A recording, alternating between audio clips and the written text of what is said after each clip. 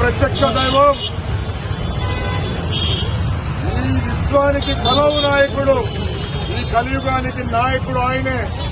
మన కళ్ల ముందు టీవీల ముందు కనపడే రాజకీయ నాయకుడు కాదు నాయకుడు, కలవు నాయకుడు ఆయనే రాజకీయ నాయకుడు, ఆయనే మన జీవితాలకి నాయకుడు. మరి అటువంటి వెంకటేశ్వర స్వామి వారి తిరుమల పట్ల ఎంత అపవిత్రమైన ప్రవర్తన చేశారంటే పక్క రాష్ట్రాల్లో సిగ్గుపడే పరిస్థితి ఉంది మనకి. అరే మీ రాష్ట్రంలో ఇట్లాంటి జంతు కళేబరాలతో గొడ్డు మాంసాలతో ప్రసాదాలు పెడతారా అని ప్రపంచవ్యాప్తంగా మనల్ని ఆంధ్రప్రదేశ్ తెలుగు ప్రజలను అనుకునే సిగ్గుమాలిన అవమానకరమైన చర్య గత ప్రభుత్వంలో చేపట్టడం జరిగింది. ఏమయ్యా జగన్మోహన్ రెడ్డి, సుబ్బారెడ్డి, కరుణాకర్ రెడ్డి, ధర్మారెడ్డి, మిమ్మల్ని ఒకటే అడుగుతున్నావయ్యా, మీ ఆస్తులన్నీ మీ జేబుల డబ్బులతో ఏమన్నా నెయ్యి కొంటున్నారా?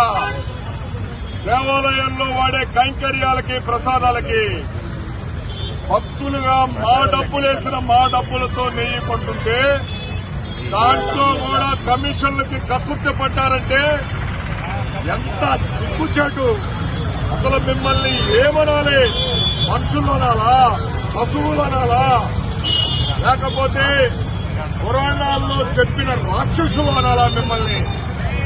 మీరు ఒక క్రిస్టియన్ మతానికి చెందిన వారైతే మీ దేవుళ్ళని పూజించుకోండి, కానీ పక్క దేవీ దేవతల్ని ఉన్న హిందూ మతంలో ఉన్న దేవీ దేవతల్ని ఈ రకంగా అవమానపరుస్తారా? జెరూసలేము, లండన్ వెళ్లే దీనిగా జగన్మోహన్ రెడ్డి మీరు క్రిస్టియన్ చారిటీస్ నుంచి, సంస్థల నుంచి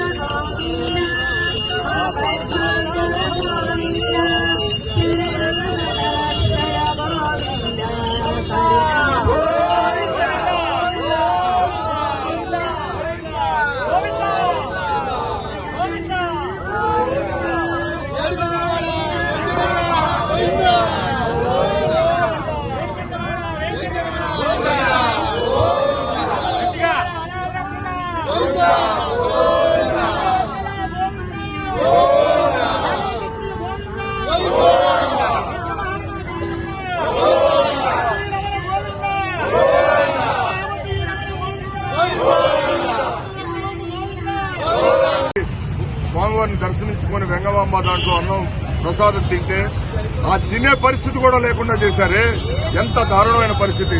వీటితో మీరు ఏం పావుకుంటారు? కలియుగంలోనే ఖచ్చితంగా భగవంతుడు శిక్ష విధిస్తాడు.